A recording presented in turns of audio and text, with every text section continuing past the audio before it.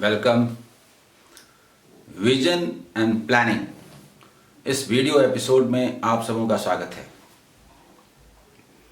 आज का हमारा विषय है SBI PO 2017 सक्सेस प्लान। आज हम लोग विस्तार से बात करेंगे और एक ऐसी योजना बनाएंगे कि अगले 2 मंथ्स में होने वाला ये एग्जाम आप क्रैक कर सकें। यदि आपने पूरी मेहनत समर्पण के साथ सही रणनीति के तहत अपने को झोंक दिया तो 4 महीने के अंदर जो ये पूरा प्रोसेस कंप्लीट होगा, आपके हाथ में रिजल्ट होगा। देश के सबसे बड़े बैंक में आप अधिकारी बनेंगे। सक्सेस प्लान पर तो मैं बात करूंगा, उत्साहित भी करूंगा, लेकिन यह भी कह दूंगा कि ये इतना आसान नहीं है। 2 महीने में प्रिपरेशन इतना आसान नहीं है। युद्ध स्तर पर यदि आपने तैयारी की, सिर्फ तभी रिजल्ट मिलेगा। अब प्लानिंग क्या है? प्लानिंग को कई दृष्टि से हम लोग विभाजित करेंगे। जो एकदम न्यू स्टूडेंट हैं, जिन्होंने आज इस वीडियो के माध्यम से शुरू किया है, वो भी सक्सेस पा सकते हैं यदि उन्होंने उस रणनीति के तहत पढ़ना शुरू किया, चलना शुरू किया।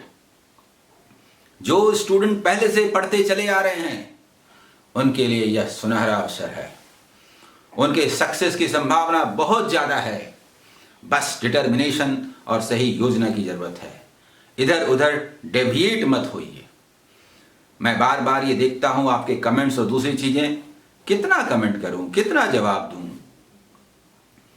सारा जवाब मैं वीडियो के माध्यम से एक साथ देना चाहता हूं। एक साथ सुन लीजिए, समझ लीजिए। नए स्टूडेंट क्या करेंगे? पहले से जो पढ़ते चले आ रहे हैं, जिनका कमांड हो चुका है, वो क्या करेंगे? मेरा जो पूरा बास्केट है अब तक 283 वीडियोस का, वो अपने आप में कितना सफिशिएंट है, कितना कारगर है। और आगे आने वाले 2 महीनों में मिशन SBI PO 2017 के तहत मैं क्या करने जा रहा हूं। जस्ट कल SSC वीक के नाम से मैंने एक अभियान चलाया था। उसकी रूपरेखा मैंने पहले रखी थी। पहले से मेरे पास वीडियो बनाया नहीं है। मैं एक योजना बनाता हूं और उसके मुताबिक काम करता हूं, तो नेचुरली अगले 1 वीक में मैं क्या करने जा रहा हूं, इसकी योजना ही रख सकता हूं। अब मैं अगर कहूं कि मैं लगभग 2-3 वीडियो रोज बनाऊंगा, पर ये तो कोई नहीं जानता ना, किसी दिन एक ही बना पाऊं, किसी दिन ना बना पाऊं। ये सब तो इसका हिस्सा है। नंबर ऑफ वीडियोस मायने नहीं रखते। अब तक मेरे 283 वीडियोस का जो बास्केट है, वो उसका क्या महत्व है और अगले 2 महीनों में मैं क्या करने जा रहा हूं, उसकी रूपरेखा रखूंगा। वीक नहीं बनाऊंगा। ये मिशन SBI PO होगा 2017। और SSC CGL के लिए जो हमारा मिशन चल रहा था, वो चलता रहेगा। वो भी पैरेलल, दोनों ही साथ साथ चलेंगे और आपको सक्सेस की मंजिल तक पहुंचाएंगे। SBI PO हो चाहे SSC CGL, वहां भी टायर 1 टायर 2 है और यहां भी प्रीलिम्स मेंस है। यानी आप प्री के लिए और फिर मेन के लिए ऐसा प्रिपरेशन नहीं कर सकते। कंपोजिट लेकर के चलिए।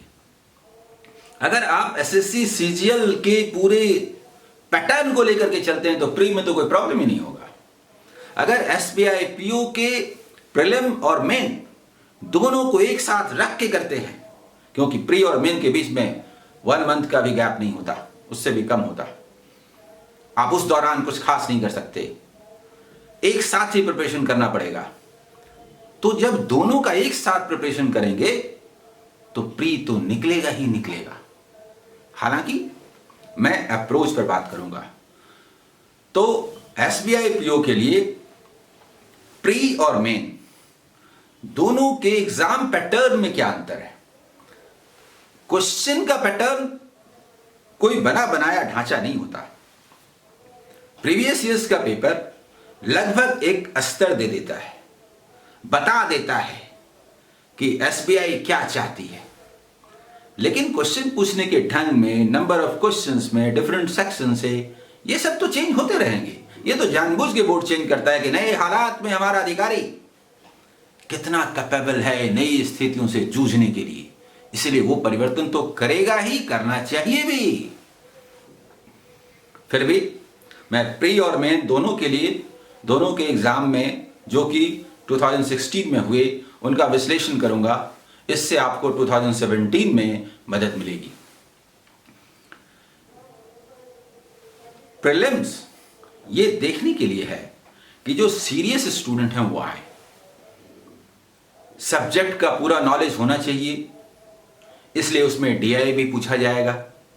35 क्वेश्चन के सेट में जस्ट 21 मिनट्स हैं। ये 2016 के मुताबिक है, इस बार भी होगा। तो 21 मिनट्स में 35 क्वेश्चन प्री में मैथमेटिक्स में है। तो डीआई का भी 2 सेट है 5 क्वेश्चंस का, तो 10 क्वेश्चंस डीआई से हैं प्री में। मेन में भी 35 क्वेश्चंस ही आएंगे, लेकिन 45 मिनट्स है। 35 क्वेश्चन के लिए 21 मिनट्स किस में? प्री में, एसबीआई पीओ प्री में। और मेन में उन्हीं 35 क्वेश्चंस के लिए 45 मिनट्स, डबल से भी ज्यादा। इसका मतलब समझ रहे हैं? एनालिसिस पावर आपके अंदर है कि नहीं देखा जाएगा। टाइम भी दिया, डबल से ज्यादा दिया। सोचिए, प्लान कीजिए और क्वेश्चन को सॉल्व कीजिए। अप्रोच समझ रहे हैं एग्जाम बोर्ड का? ऐसा नहीं है कि प्री का मतलब बस थोड़ा सिंप्लीफिकेशन दे दिया, नहीं, वो सब कुछ है जो मेन में होना है, लेकिन थोड़ा थोड़ा है। डीआई के 2 सेट्स हैं आउट ऑफ 35, 5 क्वेश्चंस के 10 क्वेश्चंस प्री में। मेन में 5 क्वेश्चंस के 5 सेट्स 25 मार्क्स, यानी 35 में 25 मार्क्स। ये मूल डिफरेंस है। लेकिन 35 में 25 हुआ ना, बाकी क्वेश्चन तो और हैं। 10 या 12 इसके आसपास बचेंगे, उधर भी 25 या 23 या ऐसा कुछ नंबर वेरी कर सकता है। मतलब 35 में 25, 24, 23, 26 ऐसा कुछ दिया है।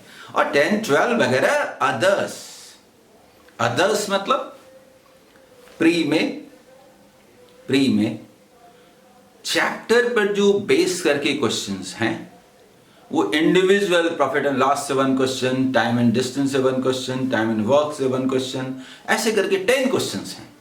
10 चैप्टर्स, यानी चैप्टर का कमांड चाहिए और अच्छे क्वेश्चंस हैं। यानी कुल मिला के प्री एग्जाम एक अच्छा एग्जाम है, जिसमें स्टूडेंट का पूरी एबिलिटी है वो चेक हो जाती है। अच्छे स्टूडेंट होने चाहिए, सब्जेक्ट पर कमांड होना चाहिए। मेन में अधिकारी, ऑफिसर बनने की क्षमता है कि नहीं, ये जांचना उनका मकसद है।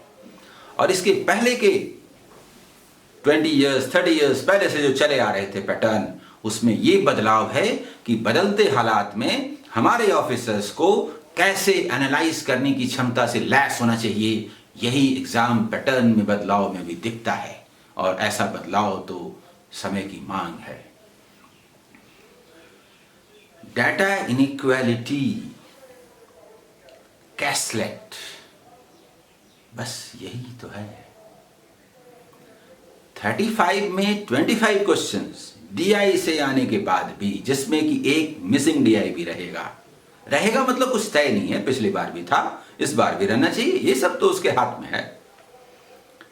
बाकी एक चैप्टर से एक क्वेश्चन हो ऐसा नहीं है, एक भी नहीं है। Analysis power, time and work से कैसलेट है। सारे क्वेश्चन को कैसलेट का फॉर्म दे दिया गया है। कैसलेट इंफॉर्मेशंस कुछ दिए हुए और उसके बाद क्वेश्चंस हैं। क्वेश्चन में भी कुछ इंफॉर्मेशन है और फिर आप आंसर दीजिए। प्रोबेबिलिटी से 2 या 3 क्वेश्चंस आए, लेकिन सीधा नहीं आए। इंफॉर्मेशन कैसलेट इंफॉर्मेशन दिए गए और फिर 2 या 3 क्वेश्चंस दिए गए और उन्हें सॉल्व कीजिए, उसमें भी इंफॉर्मेशन। यानी चैप्टर से पूछने की परंपरा को एनालिटिकल स्ट्रैटेजी में बदल दिया गया है। टाइम एंड वर्क से पूछेंगे, लेकिन कैसलेट फॉर्म में पूछेंगे। टाइम एंड वर्क का सिचुएशन दे देंगे और उसमें बोलेंगे इसको हैंडल कीजिए, और 2-3 क्वेश्चंस एक साथ पूछ लेंगे। डाटा सफिशिएंसी से रहेगा, डाटा इनइक्वालिटी से रहेगा, और चैप्टर को कैसलेट फॉर्म में डाल के पूछा जाएगा। ये मेन का पैटर्न है। डाटा सफिशिएंसी से भी रहेगा, वो कितना क्वेश्चन रहेगा ये कोई निश्चित नहीं है, वो 3 हो सकता है, 5 हो सकता है। डाटा इनइक्वालिटी से रहेगा, क्वाड्रेटिक इक्वेशन वाला नहीं रहेगा मतलब ऐसा कुछ तय नहीं है, लेकिन इसमें क्वाड्रेटिक इक्वेशन न रख के प्री में डाल दिया गया क्वाड्रेटिक इक्वेशन। प्री एग्जाम में सीरीज अप्रॉक्सीमेशन से क्वेश्चंस थे, कोई जरूरी है वो सिंप्लीफिकेशन से हो सकता है, ये सब बदल सकते हैं। ये कोई बना बनाया पैटर्न नहीं है। आपको पूरे मैथमेटिक्स पर कमांड चाहिए। तो जब आप एक बार में प्री और मेन दोनों को क्रैक करने के लिए योजना बनाते हैं, तो अब आपको समझ में आ रहा होगा कि प्री और मेन दोनों के लिए क्या चाहिए। सब्जेक्ट पर पूरा कमांड। मैं एक बात को बीच में ही इंटरप्ट करके आपको आगाह करना चाहूंगा, जिस पर मैं बार बार बोलता आ रहा हूं। अधिकतर लोग मानते हैं, कुछ लोग नहीं मानते। उलूल जुलूल क्वेश्चन मत बनाइए, प्रैक्टिस पेपर मत बनाइए। मार्केट में प्रीवियस ईयर्स पेपर के बुक्स मौजूद हैं। बुक्स मतलब बुक्स नहीं, only previous years paper and solve paper. मैं बार बार बोलता हूं प्रीवियस ईयर्स सॉल्व पेपर, और वेबसाइट पर मौजूद है, जगह जगह मौजूद हैं। उन्हें लीजिए, सिर्फ उन्हें बनाइए, वो कम नहीं है भाई। आपको एसबीआई का एग्जाम देना है, एसबीआई ही क्यों, आप आरआरबी का बनाइए, आरबीआई का बनाइए, आईबीपीएस का बनाइए। क्वेश्चन तो क्वेश्चन होता है। जितना ज्यादा सॉल्व करेंगे, आपका concept, analysis power, mathematical skill सब उतना ही ज्यादा आगे बढ़ेगा। और एक जगह जाकर के तो फिर सारे एग्जाम्स एक हो जाते हैं। जैसे मैं ये कहता हूं कि किसी चैप्टर में फॉर्मूला मत कीजिए, जो इंपॉर्टेंट फॉर्मूला है लीजिए, लेकिन जैसे ही कॉन्सेप्ट समझ में आता है, उस चैप्टर के सारे ही टाइप्स एक हो जाते हैं। फिर कोई अंतर नजर नहीं आता और तभी चैप्टर आसान लगता है। वैसे ही मैथमेटिक्स का ऐसा प्रिपरेशन होना चाहिए जहां से सारे एग्जाम एक हो जाएं, और क्या एसबीआई, क्या आईबीपीएस, क्या RBI, LIC, etc, even SSC, railway, सब एक जैसा नजर आए, सिवाय जनरल स्टडी सेक्शन को छोड़ के, जो कि उधर है इधर नहीं है। तो आप सोचिए कि आपके मेहनत का कोई विकल्प नहीं है। शॉर्टकट अपनाने का कोई अर्थ नहीं है। शॉर्टकट मतलब तुरंत सक्सेस। 2 महीना सफिशिएंट है पास करने के लिए। 2 महीने में जरूरी काम जो भी हैं उनको करने के अलावा दिन रात एक कर दीजिए। अब मेरी क्या योजना होगी और मैं क्या चाहता हूं कि आपका प्रिपरेशन कैसे हो। तो एक तो आप प्रीवियस ईयर पेपर खरीदिए, उसको खूब बनाइए। एसबीआई का भी खरीदिए, पीओ का भी खरीदिए, क्लर्क का भी खरीदिए, आईबीपीएस का भी लीजिए, आरबीआई का भी लीजिए, आरआरबी का भी लीजिए। जहां से जितना क्वेश्चन पेपर मिलता है सबको लीजिए, सॉल्व लीजिए, ताकि पीछे किसी भी मेथड से बनाया हुआ तो है ना, आंसर भी है, बनाया हुआ भी है, जिससे आपको समझ में आएगा कि दरअसल हो क्या रहा है। हाँ, ऑब्जेक्टिविटी जल्दी से कैसे बनाएं वो आप मुझसे सीखिए। क्वेश्चंस वहां से लीजिए, डिटेल लिखा हुआ है उसको समझिए वहां, लेकिन उसका ऑब्जेक्टिव मेथड मुझसे लीजिए। अब मेरे पास क्या है जो आपके लिए अवेलेबल है। मैथमेटिक्स में मैंने प्लेलिस्ट के अनुसार हर चैप्टर के वीडियोस बना दिए हैं, प्लेलिस्ट बना दिए हैं, और हर चैप्टर में इतनी ज़्यादा वीडियोस हैं विथ फुल कंसेप्ट कि किसी भी एग्ज़ाम को आप क्रैक कर सकते हैं। आज की तारीख में यदि मैं एक भी वीडियो पोस्ट आगे न करूं, छोड़ दूं, तो भी कोई फर्क नहीं पड़ता। जितना काम मैं कर चुका हूं, that is sufficient enough to crack any exam. इसलिए कोई इस तरह से डिमांड मत कीजिए कि अगला वीडियो कब आ रहा है, जल्दी से क्यों नहीं आ रहा है, ये वाला मिसिंग क्यों है। अरे मैं न डालूं तो क्या फर्क पड़ता है, मुझे जो करना था लगभग मैं कर चुका। इस रूप में लीजिए। हाँ, आपका साथ देने के लिए, आपकी तैयारी को आगे बढ़ाने के लिए, उत्साह बढ़ाने के लिए, फिर से तरोताजा करने के लिए मैं अपना अभियान चलाता रहूंगा, नए नए क्वेश्चंस देता रहूंगा, आपको रिफ्रेश करता रहूंगा। तो ये बात आप साफ समझ लीजिए। नो प्रैक्टिस पेपर, उलूल जुलूल क्वेश्चन नहीं, इधर उधर का वाहियात क्वेश्चन मत बनाइए। बुक्स अवॉइड करने में इसलिए कह रहा हूं कि बुक्स जो आते हैं वो कैसे बिकेंगे। उनकी मजबूरी है कि एक बुक को सिर्फ बैंक पीओ वाला खरीदे तो कैसे सेल होगा। अरे वो एनडीए वाला भी खरीदे, आईएएस वाला भी खरीदे, एसएससी, रेलवे, बैंक सब खरीदे, तब न बिक्री होगी।